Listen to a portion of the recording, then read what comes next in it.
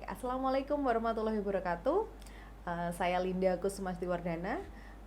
Semoga selalu sehat dan bahagia. Nah, kali ini kita akan membahas tentang gross profit analysis by product.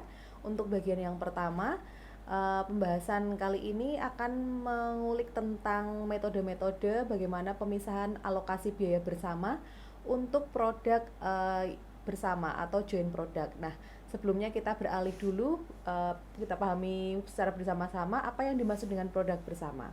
Nah, produk bersama ini merupakan atau lebih dikenal dengan istilah joint product, merupakan dua produk atau lebih yang diproduksi secara serentak dengan serangkaian proses atau dengan proses bersama. Jadi melalui siklus atau siklus produksi secara bersamaan antara produk satu dengan yang lainnya ini tidak bisa dipisahkan atau hanya bisa memproduksi salah satu produk saja. Contohnya misalnya dalam memproduksi minyak mentah itu nanti akan diolah menjadi Pertamax, premium, kemudian menjadi kerosin atau minyak tanah itu dalam satu rangkaian proses seperti itu. Nah, produk bersama ini bisa dikelompokkan menjadi dua jenis juga, yaitu yang pertama merupakan produk utama atau main product yang merupakan produk yang nilai jualnya lebih tinggi daripada produk-produk lainnya.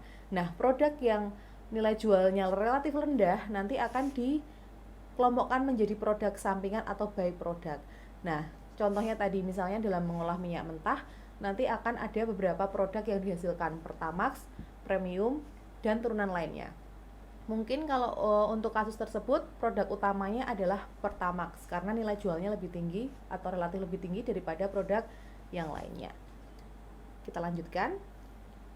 Kemudian ada beberapa karakteristik antara produk utama dan produk sampingan. Sebelumnya sudah kita singgung juga tadi. Yang pertama, untuk produk utama itu memiliki beberapa karakteristik, yaitu sebagai berikut. Nah, produk utama pastinya merupakan tujuan utama dari kegiatan produksi. Jadi misalnya tadi contohnya adalah Pertamax. Nah, Pertamax itu merupakan produk utama yang dihasilkan dari pengolahan minyak bumi. Kemudian mungkin residu-residu lainnya bisa diolah menjadi produk-produk lainnya, misalnya seperti vaselin atau minyak tanah. Kemudian harga jual produk utama ini relatif lebih tinggi daripada produk sampingan. Nah, tadi sudah disinggung. Kemudian yang ketiga, dalam mengolah produk bersama, produsen tidak dapat menghindari untuk menghasilkan semua jenis produk. Jadi misalnya kalau minyak mentah itu bisa menghasilkan beberapa produk, tidak bisa dihindari hanya memproduksi Pertamax saja ataupun Pertalite atau premium, misalnya seperti itu. Harus bisa diproduksinya secara bersamaan dengan menghasilkan beberapa produk.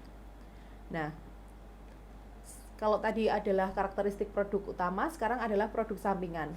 Kebalikan dari produk utama, produk sampingan ini bukan merupakan tujuan utama kegiatan produksi, jadi bisa dikatakan sebagai bonus. Kalau misalnya produk utamanya tadi Pertamax, berarti residu-residu lainnya itu misalnya dari proses produksi bisa menghasilkan Pertalite dan lain-lain.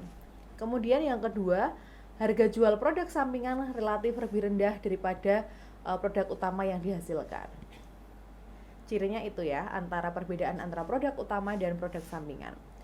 Kita lanjutkan. Nah, hari ini kita akan membahas tentang akuntansi atau bagaimana memisahkan biaya-biaya untuk produk bersama. Jadi contohnya misalnya ketika akan memproduksi dari minyak mentah menjadi Pertamax, Pertalite dan sebagainya, ketika dalam satu rangkaian proses produksi pasti akan membutuhkan biaya yang dikeluarkan secara bersama-sama.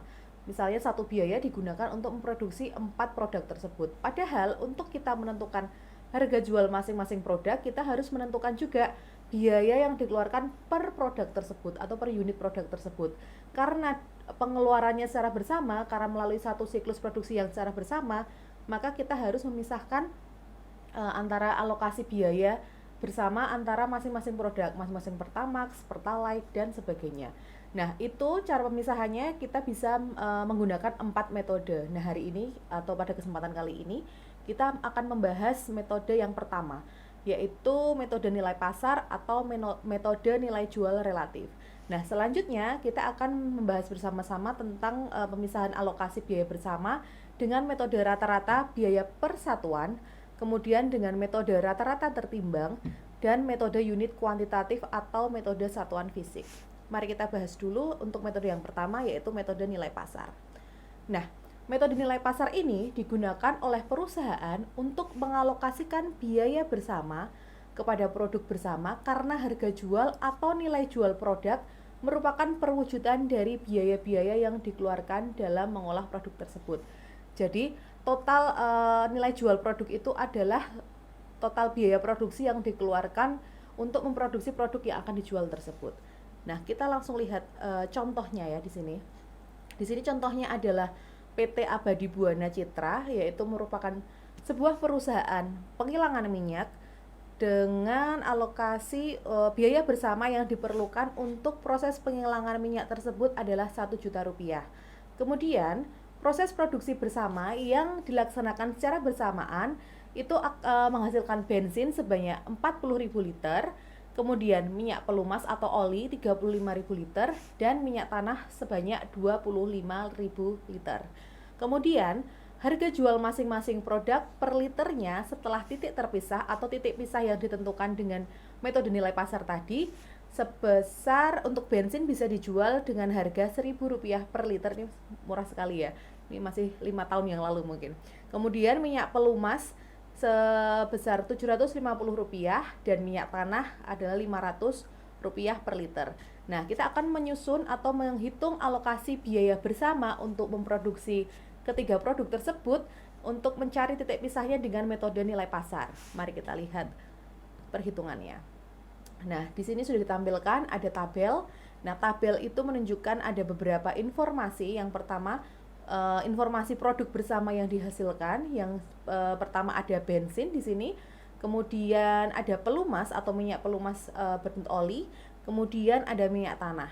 Nah, di kolom sebelah kanan kita bisa lihat jumlah produk yang dihasilkan atau kita beri nama kolom pertama. Nah, produk yang dihasilkan untuk bensin bisa menghasilkan 40.000 liter, kemudian untuk pelumas itu bisa menghasilkan 35.000 liter, sedangkan untuk minyak tanah menghasilkan 25.000 liter. Total yang bisa dihasilkan dalam satu siklus produksi tersebut adalah 100.000 liter.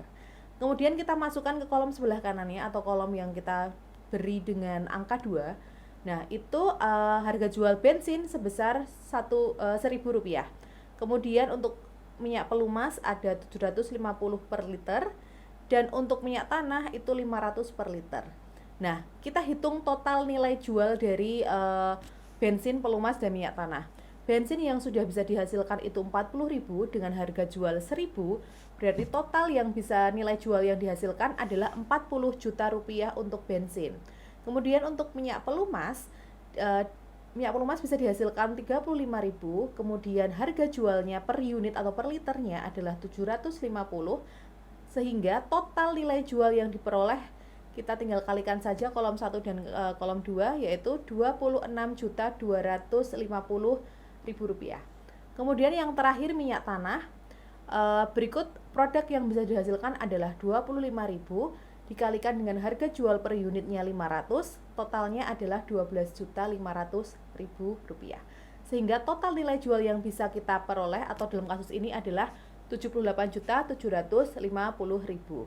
Nah, kita harus menghitung nilai jual relatif untuk membandingkan dengan cara membandingkan nilai jual per unit produk atau nilai jual per produk dengan total nilai jualnya. Jadi angka 50,8% ini dari nilai jual relatif bensin itu dihitung dari nilai jual bensin 40 juta dibagi atau dibandingkan dengan total nilai jual sebesar 78.750.000 dikalikan 100%. Nah, sehingga menghasilkan 50,8% untuk nilai jual relatif. Begitu juga diaplikasikan untuk menghitung nilai jual relatif dari minyak pelumas atau oli dan juga minyak tanah. Dari nilai jual total dari pelumas dibandingkan dengan nilai jual total keseluruhan produk dikalikan 100%, menghasilkan 33,33 dan seterusnya. Setelah nilai jual relatif sudah diketahui semuanya, kita tinggal mengalokasikan biaya bersama atau menghitung untuk alokasi biaya bersama untuk bensin, pelumas, dan minyak tanah. Caranya dengan mengalihkan nilai jual relatif dengan alokasi biaya bersama untuk ketiga produk. Tadi alokasi biaya bersama untuk ketiga produk adalah 1 juta rupiah. Berarti tinggal 50,8% dikalikan 1 juta rupiah, yaitu merupakan alokasi biaya bersama untuk bensin. Hasilnya adalah sebesar 508.000 untuk total 40.000 liter bensin, dan seterusnya untuk minyak pelumas, minyak tanah, dan seterusnya.